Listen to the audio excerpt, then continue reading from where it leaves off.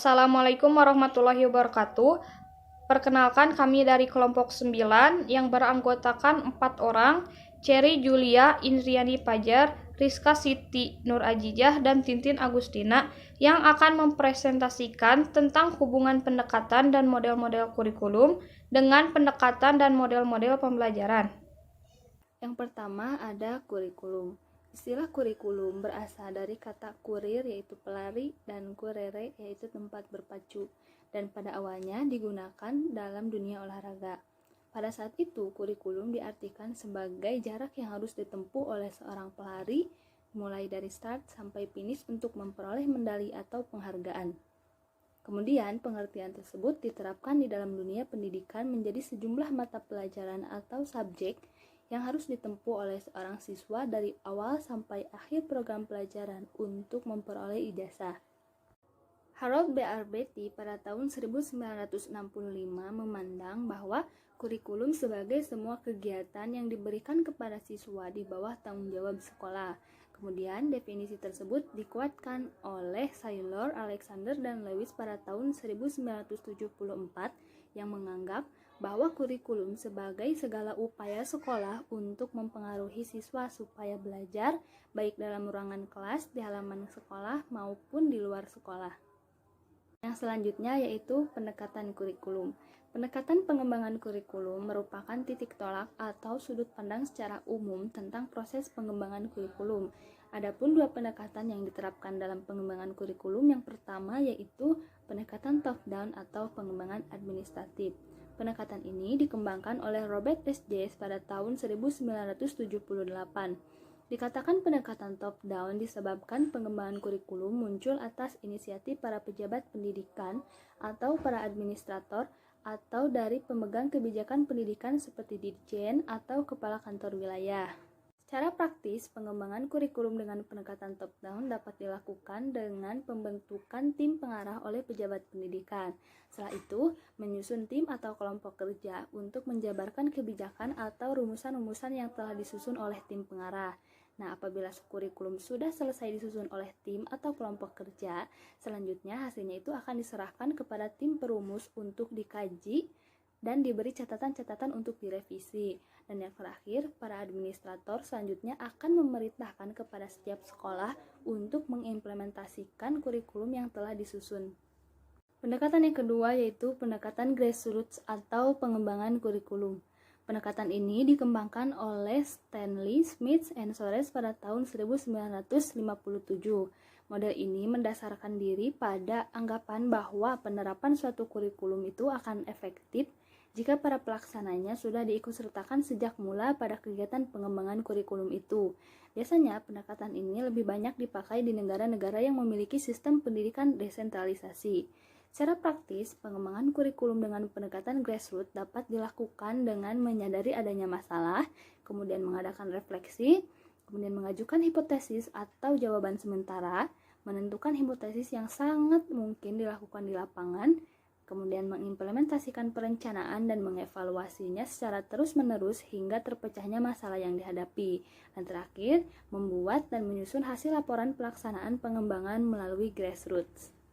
Bismillahirrahmanirrahim. Selanjutnya saya akan sedikit memaparkan mengenai model-model pengembangan kurikulum.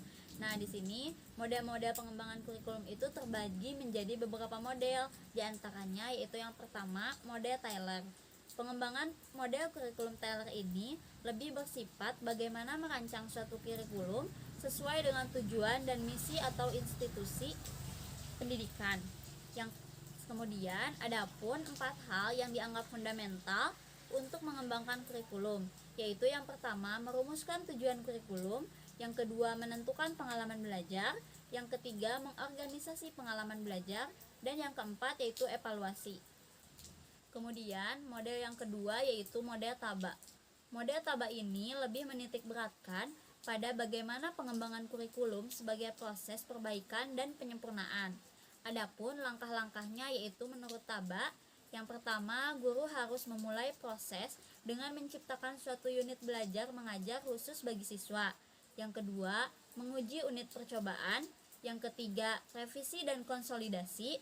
Yang keempat, pengembangan kerangka kerja. Dan yang kelima yaitu memasang dan menyebarkan unit-unit baru. Selanjutnya yang ketiga yaitu model Olive. Model perkembangan kurikulum menurut Olive terdiri dari 3 kriteria, yaitu simple, komprehensif, dan sistematis. Secara praktis, pengembangan kurikulum dengan model Olive ini diantaranya sebagai berikut. Yang pertama yaitu statement of philosophy, yang kedua statement of goals, yang ketiga statement of objective, dan yang keempat yaitu design of plan, yang kelima implementation, dan yang terakhir atau yang keenam yaitu evaluation. Kemudian yang keempat yaitu model Beauchamp. Beauchamp mengemukakan ada 5 langkah dalam proses pengembangan kurikulum.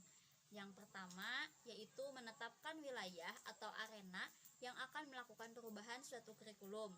Yang kedua, menetapkan orang-orang yang akan terlibat dalam proses pengembangan kurikulum. Yang ketiga, menetapkan prosedur yang akan ditempuh. Yang keempat, implementasi kurikulum. Yang kelima, melaksanakan evaluasi kurikulum. Selanjutnya, model yang kelima yaitu model Wheeler. Menurut Wheeler, pengembangan kurikulum merupakan suatu proses yang membentuk lingkaran. Wheeler berpendapat bahwa proses pengembangan kurikulum terdiri dari 5 fase atau tahapan, yang diantaranya yaitu 1. Menentukan tujuan dan tujuan khusus. Yang kedua, menentukan pengalaman belajar yang mungkin dapat dilakukan oleh siswa untuk mencapai tujuan yang dirumuskan dalam langkah pertama. Yang ketiga, menentukan isi atau materi pembelajaran sesuai dengan pengalaman belajar. Yang keempat, mengorganisasi atau menyatukan pengalaman belajar. Dan yang kelima atau yang terakhir yaitu melakukan evaluasi setiap fase pengembangan dan pencapaian tujuan. Kemudian model yang keenam yaitu model Nichols. Nah, model pengembangan kurikulum Nichols ini menggunakan pendekatan siklus seperti model Wheeler. Model Nichols ini digunakan apabila ingin menyusun kurikulum baru yang diakibatkan oleh terjadinya perubahan situasi. Adapun 5 langkah dalam pengembangan kurikulum menurut Nichols yang diantaranya yaitu 1. Analisis situasi, 2. Menentukan tujuan khusus, ketiga, menentukan dan mengorganisasi isi pelajaran, 4. Menentukan dan mengorganisasi metode, dan yang kelima yaitu evaluasi. Yang ketujuh atau yang terakhir dari model pengembangan kurikulum yaitu model Dynamic Skill Bag. Model ini diperuntukkan untuk setiap guru yang ingin mengembangkan kurikulum yang sesuai dengan kebutuhan sekolah. Nah, menurut Skill Bag, langkah-langkah pengembangan kurikulum ini diantaranya yang pertama, menganalisis situasi, yang kedua, memformulasikan tujuan, yang ketiga, menyusun program, yang keempat, interpretasi dan implementasi, dan yang kelima yaitu monitoring, feedback, penilaian, dan rekonstruksi.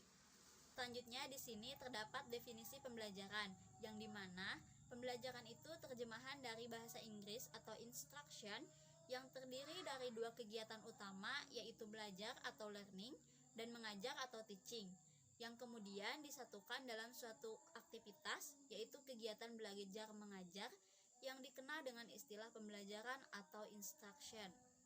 Kemudian adapun pembelajaran dari sudut pandang teori kognitif didefinisikan sebagai proses belajar yang dibangun oleh guru untuk mengembangkan kreativitas berpikir yang dapat meningkatkan kemampuan siswa dalam mengkonstruksi pengetahuan baru sebagai upaya peningkatan penguasaan materi yang baik terhadap materi pembelajaran.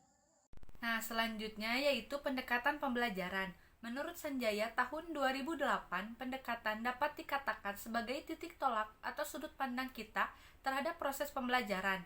Istilah pendekatan merujuk pada pandangan tentang terjadinya proses yang sifatnya masih sangat umum. Nah, jadi berdasarkan pada hal tersebut, maka pendekatan merupakan langkah awal pembentukan suatu ide dalam memandang suatu masalah atau objek kajian yang akan menentukan arah pelaksanaan ide tersebut untuk menggambarkan perlakuan yang diterapkan terhadap masalah atau objek kajian yang akan ditangani. Nah, jadi variabel utama dalam kegiatan pembelajaran ini yaitu guru dan siswa. Tidak akan terjadi kegiatan pembelajaran apabila 2 variabel itu tidak ada. Nah, berdasarkan hal tersebut, maka pendekatan dalam pembelajaran secara umum dibedakan menjadi dua, yaitu pendekatan yang berorientasi pada guru dan pendekatan yang berorientasi pada siswa. Nah, hal tersebut sesuai dengan apa yang dikemukakan oleh Kellen Roy dalam bukunya yang berjudul Effective Teaching Strategies pada tahun 1998, yaitu yang pertama yaitu pendekatan pembelajaran yang berorientasi pada guru. Pendekatan pembelajaran yang berorientasi pada guru yaitu pembelajaran yang menempatkan siswa sebagai objek dalam kegiatan belajar dan kegiatan belajar bersifat klasik. Nah, dalam pendekatan ini, guru menempatkan diri sebagai orang yang serba tahu dan sebagai satu-satunya sumber belajar. Nah, yang kedua yaitu pendekatan pembelajaran yang berorientasi pada siswa. Pendekatan pembelajaran yang berorientasi pada siswa ini menempatkan siswa sebagai objek belajar dan kegiatan belajar bersifat modern. Nah, dalam pendekatan ini, manajemen dan pengelolaannya ditentukan oleh pendekatan siswa. Kemudian, siswa juga memiliki kesempatan yang terbuka untuk melakukan kreativitas dan mengembangkan potensinya melalui aktivitas secara langsung sesuai dengan minat dan keinginannya, dengan menurunkan strategi pembelajaran discovery dan inquiry serta strategi pembelajaran induktif. Nah, selanjutnya yaitu model pembelajaran. Model pembelajaran adalah suatu perencanaan atau suatu pola yang digunakan sebagai pedoman dalam merencanakan pembelajaran di kelas atau pembelajaran dalam tutorial dan untuk menentukan perangkat-perangkat pembelajaran termasuk buku-buku, film, komputer, dan lain-lain untuk membantu peserta didik dalam mencapai tujuan pembelajarannya. Nah, adapun beberapa model pembelajaran yaitu yang pertama model pembelajaran discovery atau inquiry. Menurut Suhana tahun 2009, pembelajaran discovery atau inquiry merupakan suatu rangkaian kegiatan pembelajaran yang melibatkan secara maksimal seluruh kemampuan peserta didik untuk mencari dan menyelidiki secara sistematis, kritis, dan logis sehingga dapat menemukan sendiri pengetahuan, sikap, dan keterampilan sebagai wujud adanya perubahan tingkah laku. Nah, model ini juga tentunya memiliki fungsi, yaitu 1. Membangun komitmen di kalangan peserta didik untuk belajar yang diwujudkan dengan keterlibatan, kesungguhan, dan loyalitas terhadap mencari dan menemukan sesuatu dalam proses pembelajaran. Yang kedua yaitu membangun sikap kreatif dan inovatif dalam proses pembelajaran dalam rangka mencapai tujuan pengajaran. Dan yang terakhir yaitu membangun sikap percaya diri dan terbuka terhadap hasil temuannya. Yang kedua yaitu model pembelajaran berbasis masalah. Menurut Dewey, model pembelajaran berdasarkan masalah ini adalah interaksi antara stimulus respon, hubungan antar dua arah belajar dan lingkungannya. Dalam model ini, siswa mengerjakan permasalahan yang autentik dengan maksud untuk menyusun pengetahuan mereka sendiri, mengembangkan inquiry, dan keterampilan berpikir tingkat tinggi, mengembangkan kemandirian dan percaya diri. Menurut Trianto tahun 2007 halaman 67-68. Nah, yang ketiga yaitu model pembelajaran berbasis proyek. Menurut Sani tahun 2013 halaman 226-227 menjelaskan bahwa model pembelajaran berbasis proyek merupakan model pembelajaran yang dilakukan untuk memperdalam pengetahuan dan keterampilan peserta didik dengan cara membuat karya atau proyek terkait dengan materi ajar dan kompetensi. Nah, proyek yang dibuat ini berkaitan dengan kebutuhan masyarakat seperti pompa air sederhana, barang kerajinan dari limbah plastik atau karton, pupuk organik, dan lain sebagainya. Nah, model pembelajaran berbasis proyek ini mencakup kegiatan menyelesaikan masalah, pengambilan keputusan, investigasi, dan keterampilan membuat karya. Peserta didik belajar berkelompok dan setiap kelompok bisa membuat proyek yang berlainan. Nah, guru di sini sebagai fasilitator dalam membantu merencanakan, menganalisis proyek, namun tidak sampai memberikan arahan dalam menyelesaikan masalah proyek. Yang keempat yaitu model pembelajaran kontekstual. Menurut Nur Hadi dalam Rusman tahun 2010 dan Trianto tahun 2007, pembelajaran kontekstual merupakan konsep belajar dengan cara mengaitkan antara materi yang diajarkan dengan dunia nyata dan mendorong siswa membuat hubungan antar pengetahuan yang dimiliki dengan penerapannya dalam kehidupannya sebagai anggota masyarakat. Nah, yang terakhir yaitu model pembelajaran kooperatif. Model pembelajaran kooperatif merupakan bentuk pembelajaran dengan cara siswa belajar dan bekerja dalam kelompok-kelompok kecil secara kolaboratif yang anggotanya terdiri atas 4-6 orang yang bersifat heterogen. Pembelajaran kooperatif adalah strategi pembelajaran yang melibatkan partisipasi siswa dalam kelompok untuk saling berinteraksi, sehingga dalam model ini siswa memiliki dua tanggung jawab belajar untuk dirinya sendiri dan membantu sesama anggota kelompok untuk belajar. Yang selanjutnya ada hubungan pendekatan dan model-model kurikulum dengan pendekatan dan model-model pembelajaran. Kurikulum dan pembelajaran saling berhubungan, sehingga tidak dapat dipisahkan keduanya. Dalam kurikulum dan pembelajaran memiliki hakikat yang sama, yaitu membuat isi, tujuan, materi, dan strategi pembelajaran. Masing-masing bidang ini mempunyai model pengembangan dan pendekatannya sendiri. Menurut Hilda Taba, tahun 1962, kurikulum lebih luas cakupannya daripada sekedar rencana pembelajaran, tetapi meliputi segala pengalaman atau proses belajar siswa yang direncanakan di bawah bimbingan satuan pendidikan. Jadi, berdasarkan penjelasan tersebut, berarti bahwa kurikulum bukan hanya dokumen cetak biasa, melainkan di dalamnya merupakan rangkaian aktivitas siswa yang dilakukan di dalam kelas, di laboratorium, di lapangan, maupun di lingkungan masyarakat yang direncanakan serta bimbingan oleh sekolah. Sedangkan pembelajaran adalah serangkaian aktivitas yang sengaja diciptakan dengan maksud untuk memudahkan terjadinya proses pembelajaran atau belajar. Pendekatan pengembangan kurikulum merupakan proses yang mencakup pembicaraan penyusunan kurikulum yang dilaksanakan di sekolah, disertai dengan penilaian intensif dan penyempurnaan terhadap kurikulum. Sehingga berdasarkan pada hal tersebut, kaitannya dengan pendekatan pengembangan pembelajaran tentunya sangat erat. Pembelajaran merupakan proses yang sengaja dirancang untuk menciptakan terjadinya aktivitas belajar dalam diri individu, atau dengan kata lain, pembelajaran merupakan suatu hal yang disengaja dirancang untuk mendukung terjadinya proses belajar dalam diri individu. Dalam proses pembuatannya, pendekatan pengembangan kurikulum harus disusun serta dibuat seoptimal mungkin, karena kurikulum merupakan suatu pedoman dalam melaksanakan kegiatan pembelajaran, khususnya dalam mendukung proses belajar dalam individu yang dilakukan oleh pengembang kurikulum dan pengajar itu sendiri. Karena kurikulum merupakan satu rencana yang memberi pedoman atau pegangan dalam proses kegiatan belajar mengajar.